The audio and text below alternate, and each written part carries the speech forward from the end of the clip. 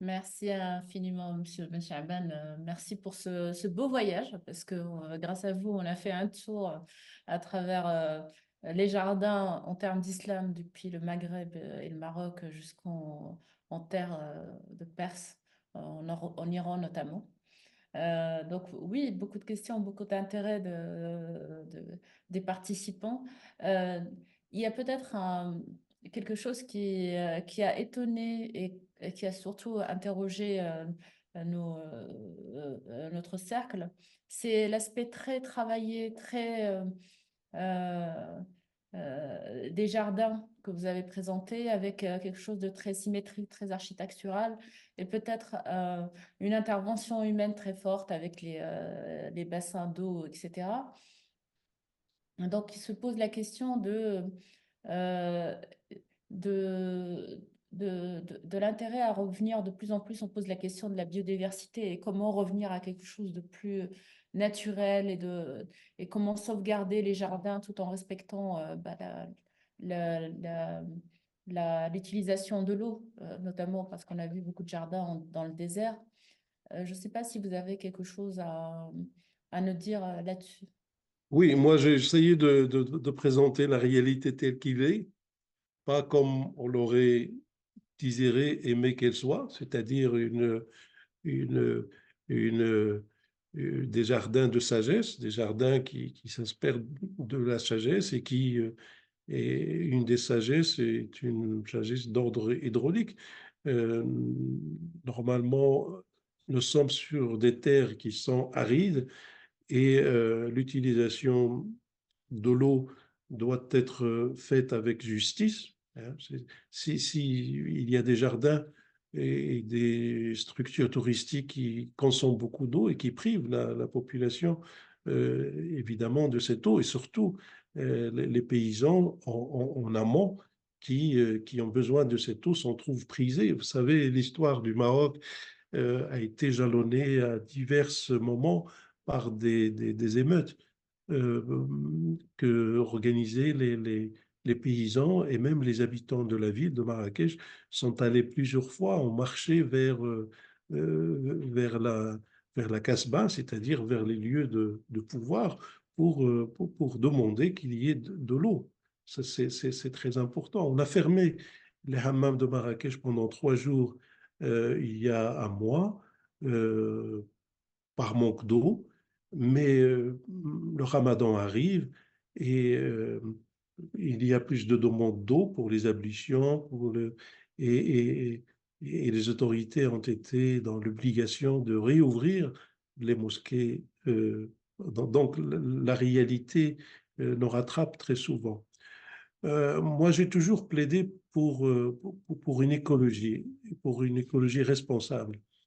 Et j'ai toujours estimé qu'il est possible de continuer à jouir des bienfaits du jardin sans dépenser beaucoup d'eau.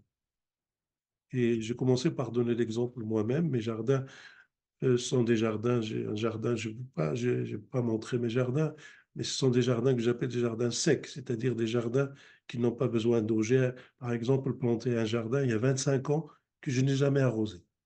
Ce jardin, il n'y a pas un seul tuyau, il n'y a pas un seul tube qui amène de l'eau dans ce jardin. Et pourtant, ce jardin résiste depuis 25 ans.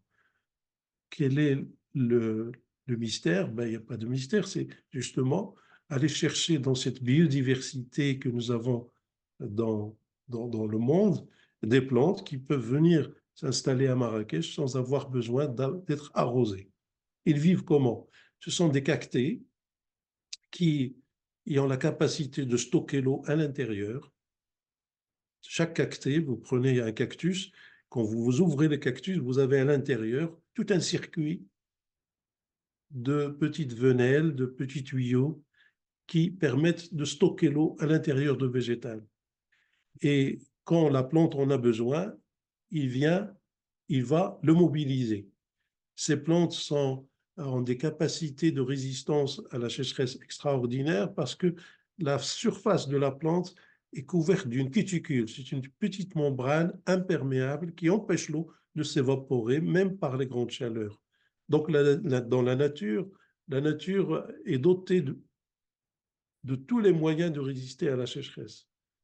Et je suis pratiquement anti-gazon. Dans mes jardins, il n'y a pas de gazon, par exemple.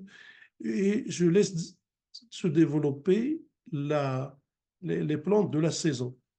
Et il a plu à Marrakech il n'y a pas très longtemps. 15 jours après, vous avez des plantes qui se sont invitées elles-mêmes au jardin et qui ont rendu le jardin fleuri, embelli.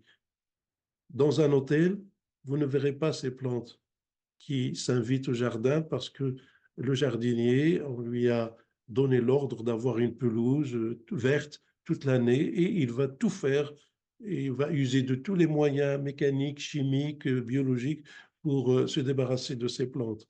Non, moi, ma vision du jardin, c'est qu'il faut laisser les graines qui sont emportées par le vent, par les oiseaux, dans la fiente des oiseaux, etc. Il y a des grains qui tombent et qui n'attendent qu'être arrosés.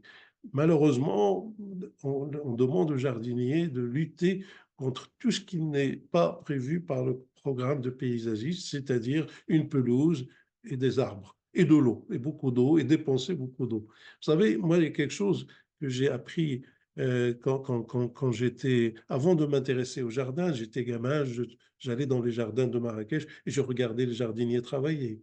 Ben, en quoi consistait le travail des jardiniers à l'époque? Et encore aujourd'hui, dans beaucoup de structures hôtelières, le travail du jardinier consiste à couper la végétation. Faut avoir c'est un travail de coiffeur toute la journée et arroser. Et ce qui pousse, il va encore venir le couper. J'ai trouvé déjà enfant que c'était une aberration parce que quand j'allais chez mes oncles à la campagne, qui avaient des petits jardins de rapport, où ils cultivaient quelques légumes, quelques fruits, eh ben, eux passaient leur temps à économiser l'eau, passaient leur temps à tailler un arbre pour qu'il pousse correctement et à amener du fumier, etc. Et vous voyez ils travaillaient d'une manière, à mon avis, écologique, et il y avait dans leurs gestes, dans leur manière de parler du jardin, beaucoup de spiritualité. Moi, j'ai toujours vu mon grand-père, avant d'entrer dans son jardin, il commençait par enlever ses babouches. Il entrait les pieds nus, comme dans une mosquée. C'était pour lui respecter cette terre nourricière. Et malheureusement, aujourd'hui, on jette des poubelles dans les jardins publics et c'est bien dommage. Donc, comment dirais-je, je suis d'accord avec les personnes qui se sont posées ces questions.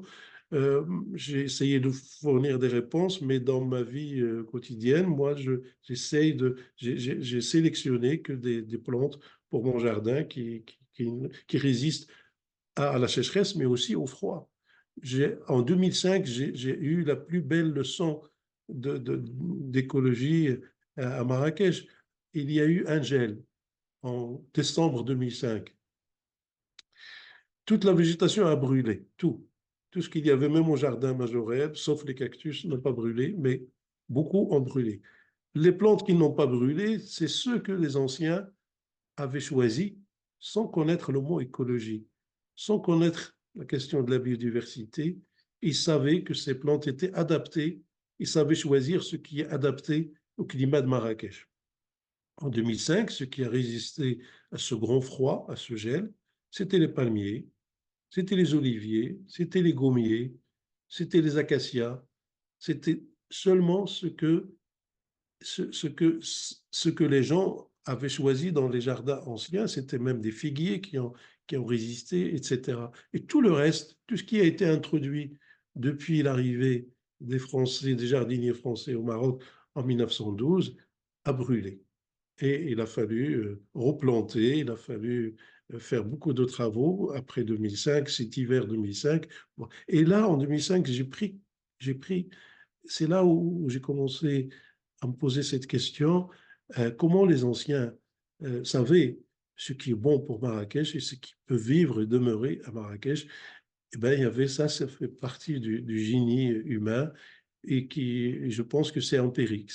Ils ont observé ce qui allait à Marrakech et ce qui pouvait marcher pour Ejadida, ce qui pouvait marcher pour Rabat, etc. Et donc, il y avait déjà de soucis de biodiversité en l'air l'exprimait pas de cette façon-là, mais d'une manière pratique, il savait choisir les plantes qui pouvaient convenir aux différents types de climat du Maroc et ailleurs, partout, aussi bien en Europe qu'en Orient, en Occident, il y avait le bon sens. Le bon sens a précédé l'écologie. Mais cette écologie, moi, je suis pour respecter le lieu, pour respecter la disponibilité de l'eau et surtout pour ne priver. Ça sert à rien de. Je pense que c'est pas très intéressant de se doter d'un très bon jardin parce qu'on a les moyens et priver le voisin de l'eau. Ça, c'est une chose inacceptable. L'équité dans l'eau, l'eau n'est pas un produit, c'est un produit naturel et chaque être humain a sa part d'eau sur cette terre et personne n'a le droit d'en priver les autres. Merci infiniment. On vous remercie pour, excusez-moi, pour la sagesse de votre réponse et plus généralement, on vous remercie également pour la beauté et l'intérêt de votre exposé. Donc, je me fais le porte-parole de beaucoup de spectateurs qui sont enchantés par votre manière de présenter l'art des jardins. Une question sur un domaine un tout petit peu différent, je vous la pose telle quelle. On observe dans de nombreux pays occidentaux un intérêt croissant pour ce qu'on appelle les jardins de soins, c'est-à-dire l'utilisation du jardin comme média thérapeutique. Est-ce qu'il existe dans l'histoire du jardin en terre d'islam des traces d'une telle approche des jardins? Merci. Euh, le- le- oui, dans les jardins islamiques, en terre d'islam, les Malistanes, par exemple, le, le- la politique des hôpitaux, par exemple, parce que les Malistanes, je prends le cas que je connais, celui de Marrakech, tous les Malistanes qui ont été construits dans la ville de Marrakech disposent d'un jardin. Ah, je prends le- le- le- un des. J'ai eu la chance de restaurer un des jardins des hôpitaux de Marrakech, deux hôpitaux de Marrakech, Notofaïd et un autre jardin. Et ce sont des jardins sur 6-7 hectares, mais les bâtiments médicaux, ce sont quelques centaines de mètres carrés. Donc on peut imaginer le jardin dans un écrin de végétation. Pourquoi? Parce que les anciens pensaient, à juste titre et par l'expérience, que la guérison est facilitée par la proximité avec la nature.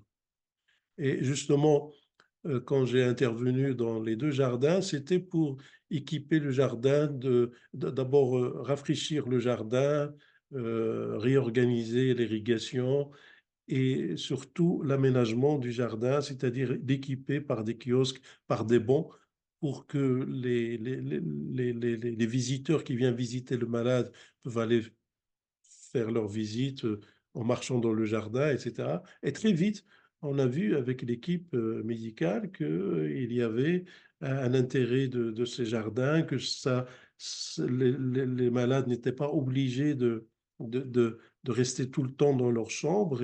Et comme il y avait un département ou un service ophtalmologique, ce service me dit, les gens qui, après une opération de l'œil, aimeraient bien ouvrir leurs yeux, non pas sur une salle blanche, mais sur un jardin et les faisaient sortir dans le jardin. Moi, j'avais une dette vis-à-vis de cet hôpital. À l'âge de 5 ou 6 ans, j'ai été opéré d'une, d'une, euh, dans cet hôpital et j'ai gardé un souvenir. En plus, mon école primaire était à côté, je passais tous les jours et je voulais voir le jardin. Et un jour, je suis allé voir le jardin. Quand j'ai grandi, je l'ai trouvé dans un état désastreux. C'est pas comme ça que je l'ai connu quand j'étais venu opérer. Et j'ai demandé à quelques amis de m'aider à restaurer ce jardin. Et ce jardin participe.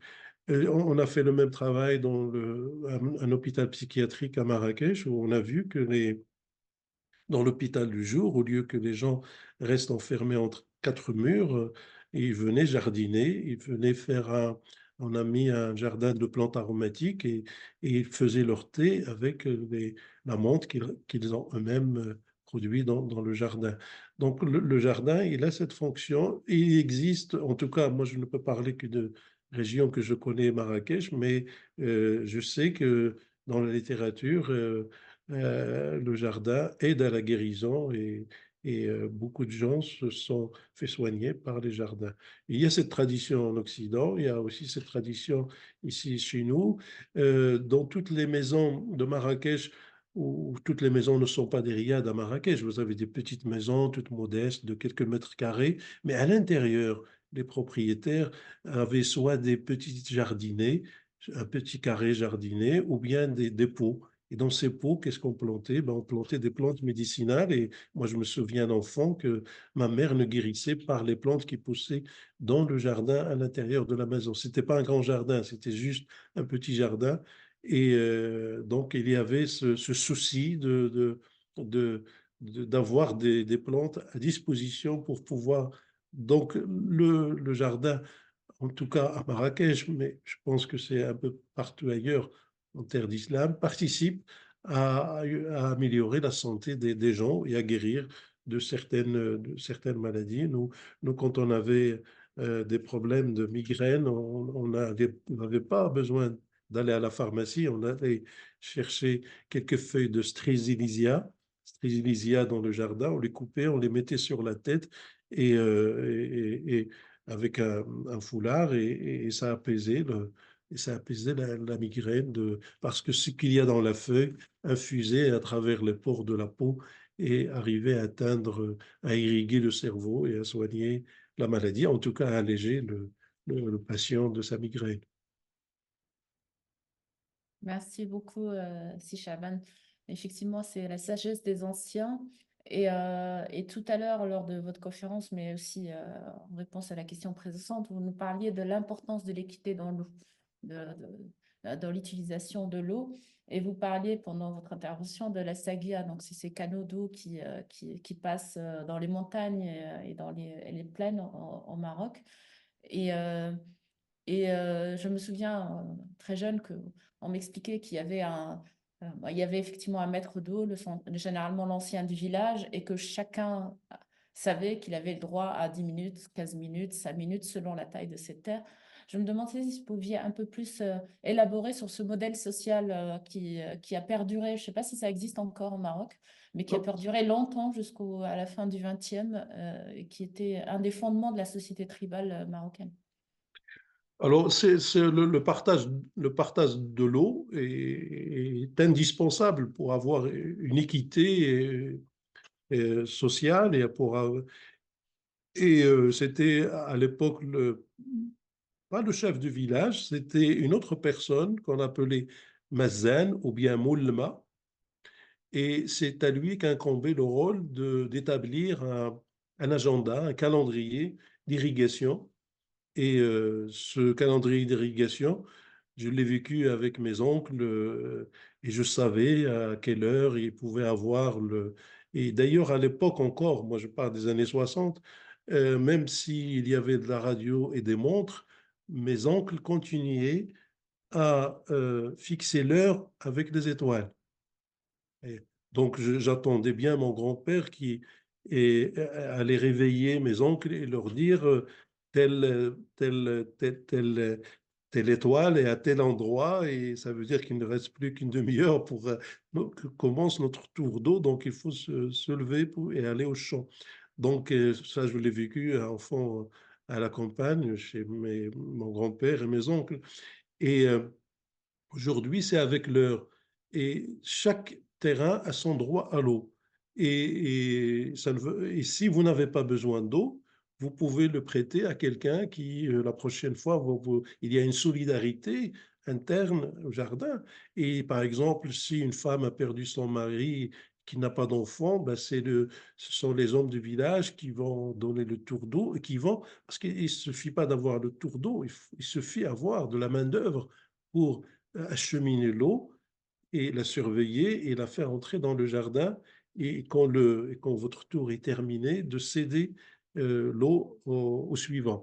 Donc, il y avait des femmes il y avait des champs, mais qui n'avaient pas d'hommes pour travailler. Et je me souviens que dans la mosquée, on annonçait que s'il y a des bénévoles qui veulent travailler pour telle et telle personne, et ça s'organisait comme ça.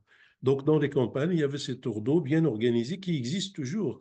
Moi, je fais de l'agriculture et j'ai un puits normalement, mais j'ai un droit d'eau. Et ce droit d'eau, je peux faire le cumul. Si j'ai 1 heure par semaine, je peux ne pas prendre l'eau pendant un mois et demander à la communauté de m'offrir 4 heures par mois au lieu d'1 heure par semaine. Il y a des arrangements possibles ici selon ce que vous avez cultivé. Si vous avez cultivé quelque chose qui n'a pas besoin d'eau tout de suite, vous pouvez donner l'eau à celui qui en a besoin. Donc, c'est toujours communautaire et avec une solidarité. Ça se passait comme ça dans les campagnes. Ça se passait comme ça aussi dans les villes. Dans les villes, il n'y avait pas de régie pour la distribution de l'eau. L'eau était distribuée par un système de canalisation qui était pas à l'air libre. C'était des canalisations dans le sol sous forme de tuyaux faits en terre cuite. Hein. Et ces canons en terre cuite amenaient l'eau dans les mosquées, dans les latrines publiques, dans les fontaines. Donc, tout ce qui est l'espace public, il y avait l'eau qui était gratuite. Les hammams également. Et pour les espaces privés dans les maisons pouvaient se connecter à ce réseau et avoir leur eau. Et il y avait une personne qui était désignée. D'ailleurs, les sultans mettaient l'eau sous la responsabilité directement des qadis. C'était les qadis qui nommaient des subalternes qui veillaient à la répartition de l'eau. Et à l'époque, on mesurait aussi l'eau par des pouces, etc. Il y a beaucoup dans la littérature, on trouve tous les textes qui régissaient l'eau, la distribution de l'eau aussi dans les... Et riches et pauvres pouvaient avoir de l'eau sans distinction. Et c'était les habous, parce que l'eau dans les médinas de Marrakech ne dépendait pas de la mairie, dépendait des habous. L'eau était un bien sur lequel veillait le habous. Et donc, il était réparti, distribué avec l'équité, d'une manière égalitaire et solidaire aussi. Quand il y avait des gens qui ont besoin d'eau, ben, les voisins fermaient sa canalisation et laissaient l'eau passer chez l'autre. Dans les rues de Marrakech encore, on peut trouver, quand on fait des travaux, après le terrible tremblement de terre, on a vu que dans le mur, il y avait des canaux d'eau qui transportaient l'eau, que c'était des aqueducs qui distribuaient l'eau.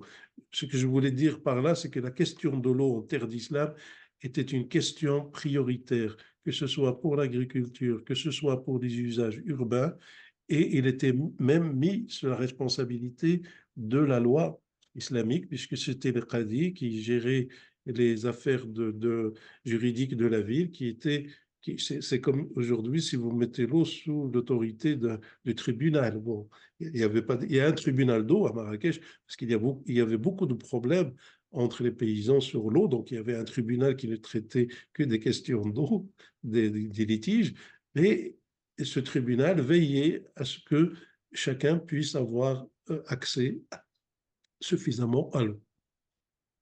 Oui, alors peut-être est-ce qu'on peut juste définir le habous parce que beaucoup de... Alors, les habous, ce sont les fondations en France, vous dites fondation religieuse, non? Fondation. Oui, fondation d'intérêt général pour Non, non, c'est les... des fondations de culte. De main morte. Des fondations Pardon? pieuses. Fondation de main Fondations morte. pieuses. Pas de fondation pieuse, voilà, c'est fondation Ouais. pieuse. Et, Voilà, c'est des terme fondations. en arabe, plutôt au Proche-Orient, c'est les waqf.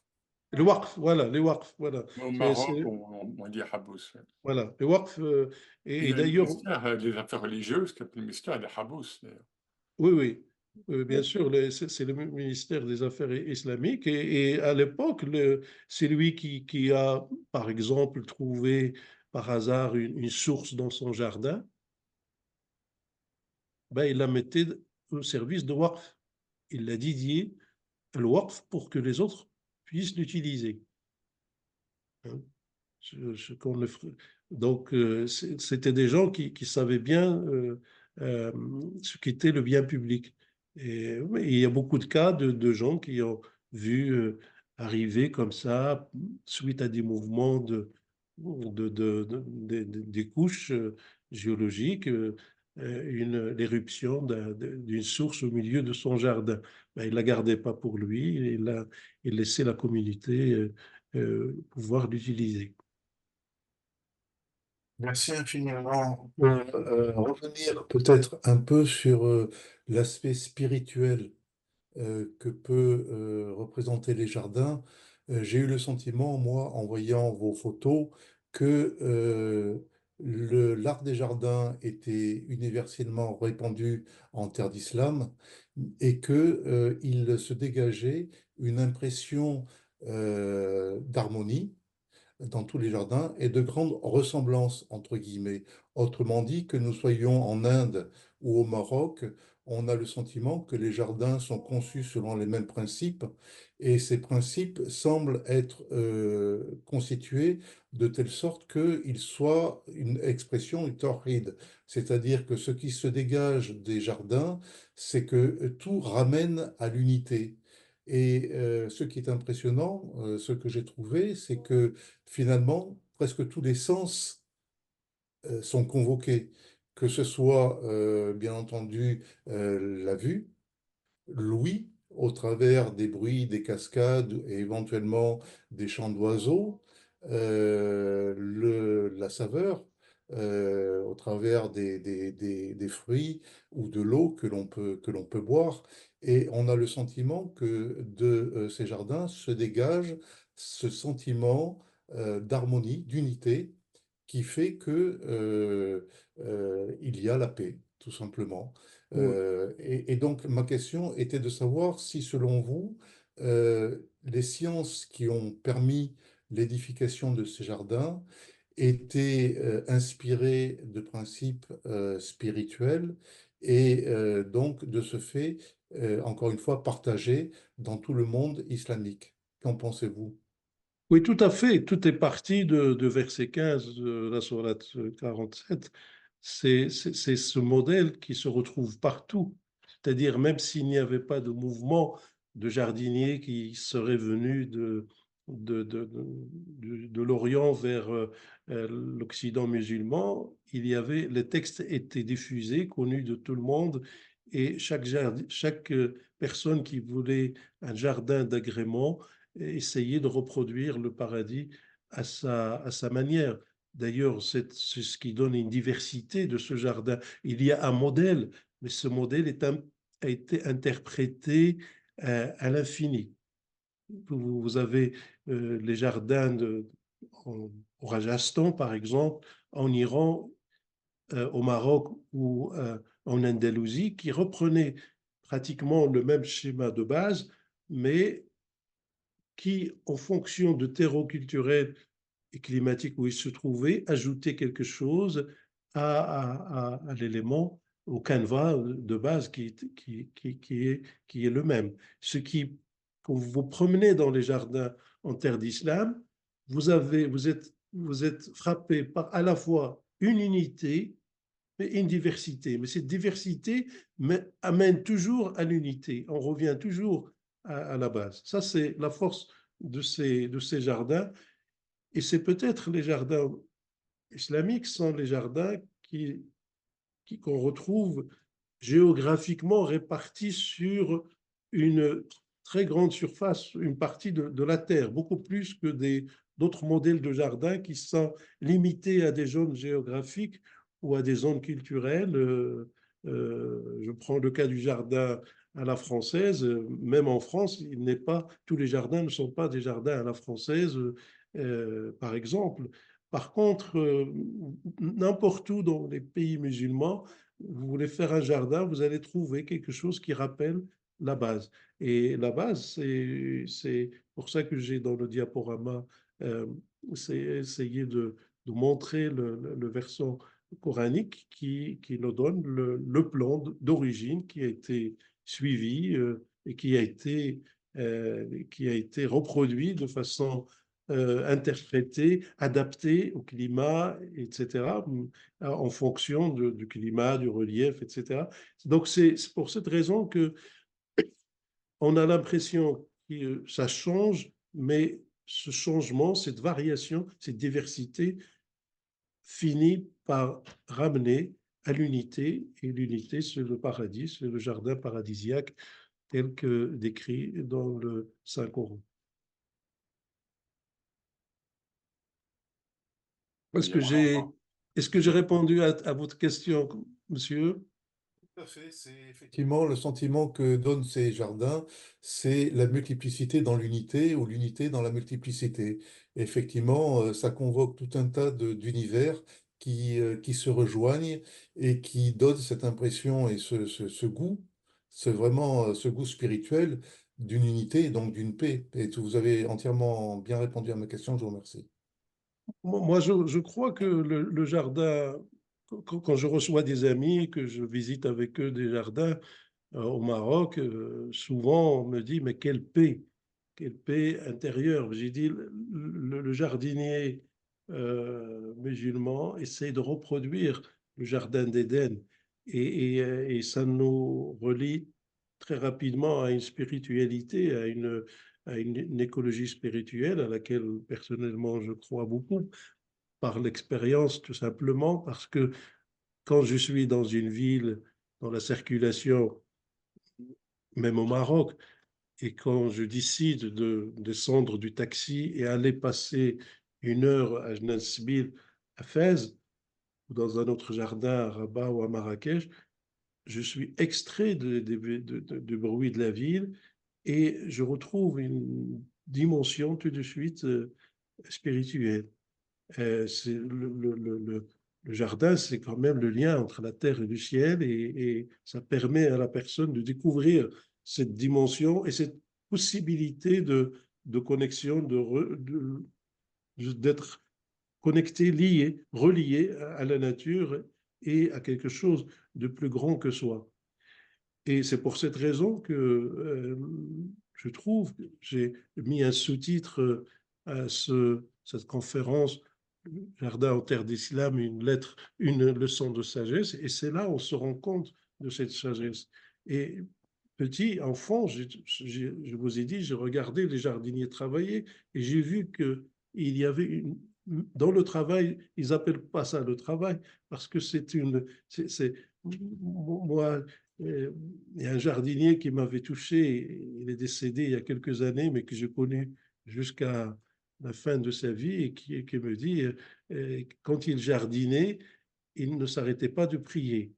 Et son temps, ses mains étaient occupées à travailler la terre, à dégager le sol, à couper, à arroser, etc. Mais son cœur et son esprit sont reliés avec... et d'ailleurs, il passait son temps à faire du dhikr pendant son jardinage. Et, et, et je lisais sur son visage une paix, quelque chose de lumineux. Voilà. Moi, je le voyais quand il arrivait dans un jardin à travailler, c'était pas une corvée, c'était comme s'il allait faire sa prière. Il y avait une lumière assez extraordinaire tout le temps qu'il est au jardin. C'est quelqu'un qui, après, on a travaillé ensemble parce que je ne pouvais pas trouver meilleur compagnon et enseignant que lui. Et j'ai appris beaucoup de choses de lui. C'est qu'il ne considérait pas ce travail comme une corvée ou un gagne-pain. Non, c'est quelque chose qui le reliait. Il m'a toujours dit, quand je viens au jardin, parce qu'il passait faire sa prière à la mosquée, et il venait très tôt au jardin. Il venait au jardin très très tôt, il commençait à tourner dans le jardin et à commencer à travailler. Et il me dit, c'est comme si ma prière continue. C'est pour moi, il n'y a pas de rupture.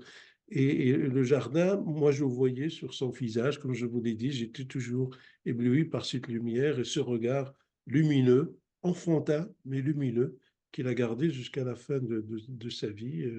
Et c'est quelque chose qui m'a énormément touché. J'ai trouvé des difficultés après, évidemment, à recruter des jeunes jardiniers qui n'avaient pas cette relation d'esprit spirituel avec la nature et qui ne peuvent pas me transmettre une leçon de sagesse à travers le jardin. Donc je crois à, cette, à, cette, à ce rapport avec le jardin. D'ailleurs, mon approche a un peu évolué avec le temps parce que j'ai compris que la fréquentation de la nature nous permettait de passer de l'écologie scientifique est nécessaire, évidemment, mais pas suffisante. Il faut qu'il y ait vraiment un engagement intérieur avec le jardin pour que nous puissions atteindre cette dimension spirituelle et la faire manifester et la vivre surtout de l'intérieur et voir ces manifestations extérieures et ses bienfaits sur le jardin. Et ma réflexion a pensé jusqu'à quelque chose de, comment dirais-je, à plus d'écosophie, parce que le jardin nous apprend à travailler avec sagesse, tout simplement. La vie du jardin, la beauté d'un jardin, c'est grâce, bien sûr, au climat, grâce à la nature, grâce aux plantes, mais grâce aussi à la sagesse du jardinier. Donc pour moi, le jardin, c'est une école de sagesse. C'est là où j'ai appris la biodiversité.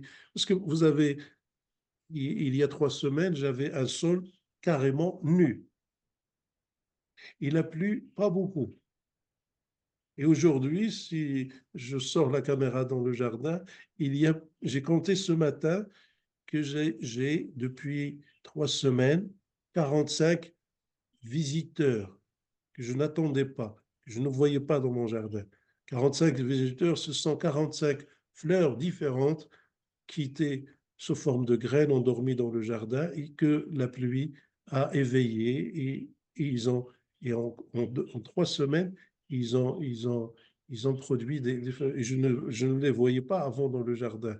Donc ça nous apprend tout simplement à avoir une sagesse, à savoir attendre, à faire confiance. C'est la foi, c'est faire confiance au ciel qui ne nous abandonnerait pas et que si on est amateur de beauté, on sera toujours servi par la beauté qui se manifeste grâce au sol et à l'eau.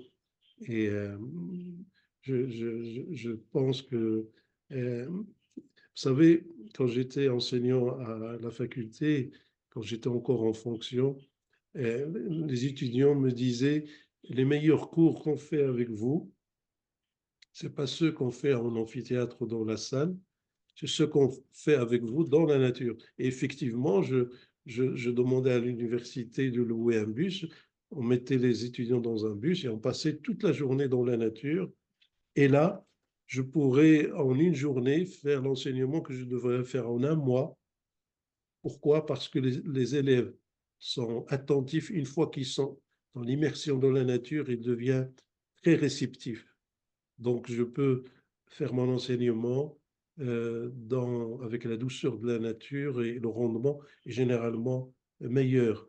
Par exemple, quand on faisait les examens, eh ben, les questions que je pose sur ce qui a été fait en cours en salle et ce qui a été fait dans les sorties dans la nature, souvent, les étudiants retrouvaient leurs souvenirs de tout ce qu'ils ont appris dans la nature très rapidement et ça se voyait dans les résultats, dans les réponses, que cet enseignement comme ça, dans l'air libre, dans la forêt, dans les jardins, euh, était capté sans difficulté par les étudiants. Donc j'ai trouvé que mes étudiants étaient beaucoup plus sages dans le jardin que dans les amphithéâtres où parfois ils chahutent un peu comme tous les, les élèves et les étudiants. Merci beaucoup, Abdelrazak. Tu nous donnes en fait un avant-goût du paradis, Inch'Allah. Donc, et tout ce que tu fais, parce qu'en France, je t'avais vu dans une émission islam, hein, donc du dimanche matin, Oui. mais si je puis dire, tu gagnes à être connu aussi en France, parce que tu nous arrives à marier à une osmose entre la technicité, tu es ethnobotaniste, tu es très technicien, tu connais très bien ta matière, je veux dire en tant que scientifique. Voilà, cette technicité avec l'éthique, avec la sagesse, avec l'esthétique, et tout ça se marie en effet et pointe vers le tawhid, vers l'unicité, le principe d'unicité. Donc, et qu'est-ce que la spiritualité? Sinon, justement, relier tout ce niveau de l'être, hein, de la terre au ciel, du ciel à la terre. Donc, c'est vraiment, enfin, nous sommes tous, je crois, très, très heureux. Et puisque nous sommes dans cette période bénie, en particulier du mois de Ramadan, donc nous sommes très heureux de t'avoir accueilli et que tu nous aies donné encore une fois cet avant-goût du paradis. Je peux dire merci. C'est moi qui vous remercie pour votre invitation et de m'avoir donné l'occasion d'échanger avec des gens qui sont un peu partout dans le monde et Tout de à fait. pouvoir avoir cet échange sur l'écologie spirituelle et l'art des jardins en terre d'islam. Merci beaucoup. Merci à toi. Voilà, donc, très bonne fin de journée, très bonne rupture, très bon iftar, et donc on se retrouve la semaine prochaine. Merci encore, Abdelrazak. Merci.